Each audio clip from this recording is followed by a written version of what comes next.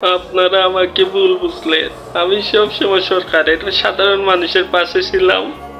আমি আপনাদের বুঝাতে পারলাম না আমি সবাইকে কতটা চাপ দিছি, মানে আমি অনেক চাপের মধ্যে ছিলাম। আপনারা ভালো থাকবেন। আমি বিদায় নিচ্ছি সবার থেকে। আমি বিদায় নিচ্ছি এই ইউটিউব থেকে, ফেসবুক থেকে, টিকটক থেকে। ভাইয়া ইনস্টাগ্রাম থেকে বিদায় নেবেন না। পালিয়ে গেছে শেখ হাসিনা, নাই শেখ হাসিনা চলে গেছে, শেখ হাসিনা পালায় না।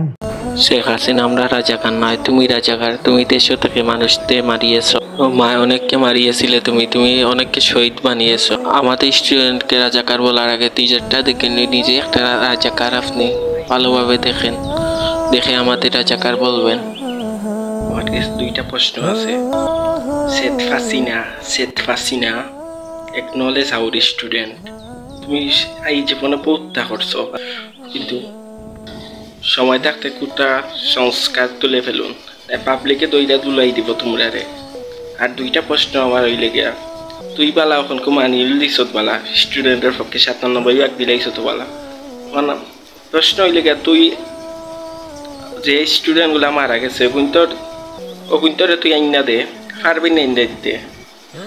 নিজের তো একটা গুমার লোক শেষ, মরে যাইবে। মাও তো স্টুডেন্ট মারছো, তুমি তারা আইনা দিতে পারবে না, এই জীবনে পারতে নাই। এখন আইসা তুমি ভাব দেখাই রে নানি 97% দিয়া ছাত্রদের পক্ষে। তুমি যে কি সারা দেশে জানি গেছে ও এগুলো হইলে আমার প্রশ্ন। তাও গায়ের আমি মানছি শেখ হাসিনা তুমি ফালাইয়া যাও না, তুমি এক বড় তানবীর মানুষ। বেশি না তুমি যেন এই যে মানুষকে মারিয়েছ গুলি করে, বেশি না তুমি শহীদ আবু সাইদকে ফিরিয়ে এনে দাও।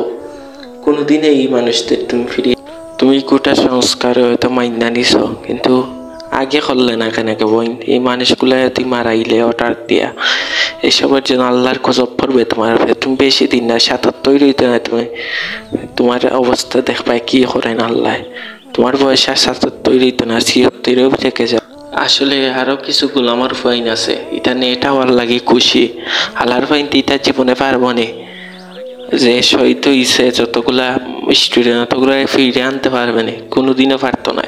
আল্লাহর ফাইতে নিয়ে এটাইছে কি খুশি, এই মানুষগুলার ফিরিয়ে আন। তারপর বলিস এতগুলা অনেকে বলে রাজপথে মা বাবা ফাটায় এখানে ছেলেদের, যখন ছেলেরা মারাও যাবে।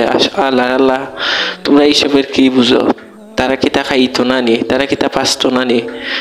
বাংলাদেশ আমাদের কি দিয়েছে? বাংলাদেশ আমাদের কাছে সবসময় নিয়ে হয়েছে। আমি আওয়ামী লীগ পদত্যাগ করলাম, এই আওয়ামী লীগ আর আমার জীবনে রাখবো না। অনেক হেল্প করেছি আওয়ামী লীগকে, কিন্তু জাস্ট ওয়াইট, আর জীবনে আওয়ামী লীগ না। শেখ হাসিনা একজন স্বার্থপর, আমি বুঝে গেছি।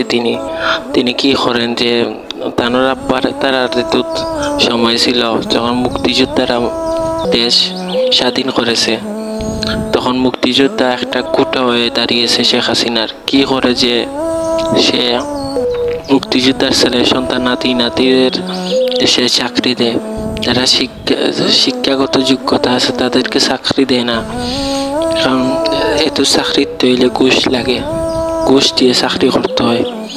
এরকম অবস্থা ছিল শেখ হাসিনার। এখন ছাত্ররা সারা জীবন লেখাপড়া করে, এখন যদি চাকরি না পায় ছাত্ররা কি খাবে?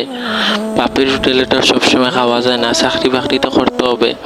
ঘুষ দিয়ে এখন চাকরি পাওয়া যায় না। শেখ হাসিনার যুগে এসেও মুজিবুর রহমানের মেয়ে এমন হবে জীবনে ভাবতে পারিনি। এত খাচ্ছন্নি, ফেসবুকে দেখি অনেকে তাদেরকে বলে শাকচন্নিয়তা এইসব বলে। তো এত লেখাপড়া করার পর যদি চাকরি না পায়, একটা কষ্টের এটা থাকবেও মানুষের বুকে। কোটা সিস্টেমের জন্য সবাই চাকরি করতে পারে না। মুক্তিযোদ্ধার বাবা মারা, বোনরা, সন্তানরা তারা চাকরি পায়, তো যারা লেখাপড়া কইয়া অনেক বড় লেভেলে উকিল টুকিল তারা কিন্তু চাকরি পায় না। তো বাপের উঠলে খেয়ে সারা জীবন লেখাপড়া করে, কোনদিন শেষ মুহূর্তে চাকরি না পায় সন্তানরা, তাহলে সন্তানরা একটা বোঝা হবে মা বাবার কাছে।